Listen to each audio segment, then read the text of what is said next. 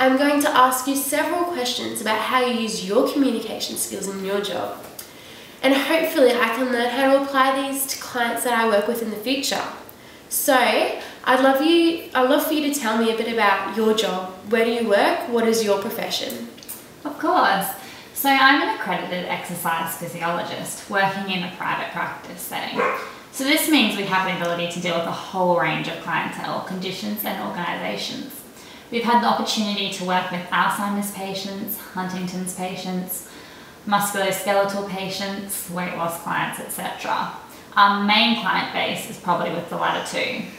Most people that come through are either a little overweight or have some form of soreness due to sedentary lifestyle, inactivity or incorrect gait, movement, etc. We get the odd referral from GPs as well.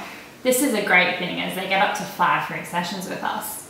These are typically only for people with serious chronic conditions though, such as cancer, CVD, diabetes and chronic pain. Awesome. Wow, that sounds very intriguing. By the sounds of it, you get a whole range of different patients coming into your clinic. Could you tell me what you love most about your job, Alana? What I enjoy the most? Well, it's definitely seeing people improve and having them feel a sense of achievement. It just makes my day. Obviously, they're quite happy and grateful towards us, but all we did was give them the tools to be able to do it. Of course. A large part of our job is not just exercise prescription, but it's more about the education process. We need to teach these people with no previous exercise experience how to be healthy and active again. In some cases, we are teaching people these things for the first time ever.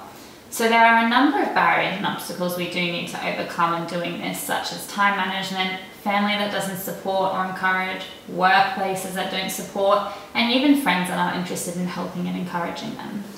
Yes, Alana, I can imagine there are a lot of factors which must come into your attention when you're trying to help the client, especially when they lack knowledge on exercise. So could I ask, do you feel as if communication with your clients is a vital part of your profession? Of course, I mean communication is a vital part of most jobs really.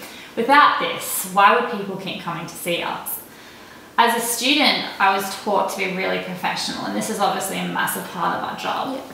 But even more so than that is being personable. I mean, if you aren't relating to the client and showing an interest in what they are going through with their weight loss journey or their health journey, then they won't be coming back, will they? Yeah. As well as this, and explaining exercises or what they need to do outside of their sessions with you is huge. Like, I just really like to know that I'm an approachable kind of person. Yeah, of course.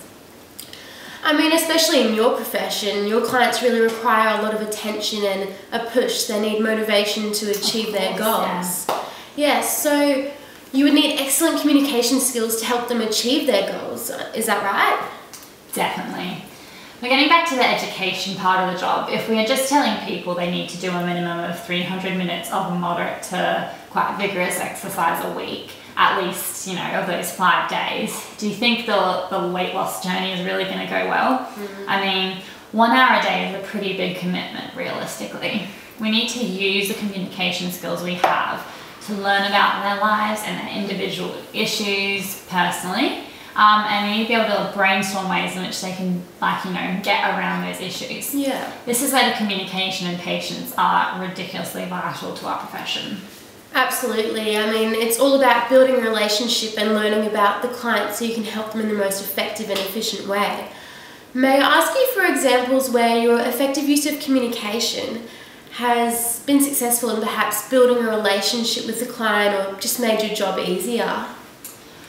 Well, when communicating with some of the neurological clients, for example, such as with patients with Huntington's disease, one of the traits of it is being typically stubborn. You have to be careful not to ask yes or no questions, or the answer will almost always be no. You have to change the way you talk so that it almost tricks them into thinking about the questions differently. So, for example, instead of, will you exercise this week, considering we aren't doing a session together, the answer to that question is always going to be no. Instead, you need to ask, what would it take for you to do some exercise this week, seeing as I won't be seeing you? This puts the ownership and the decision making right back into their hands, and this is a good thing. If they are owning the exercise and doing it when they want to, then they are more likely to do it in their own accord and adhere to it. It's the same with weight loss clients and goal setting with their exercise. Yes. That's a perfect example. I mean, obviously it could be a challenge for you sometimes to communicate with some type of clients. Could you recall a time perhaps where your communication has actually been unsuccessful?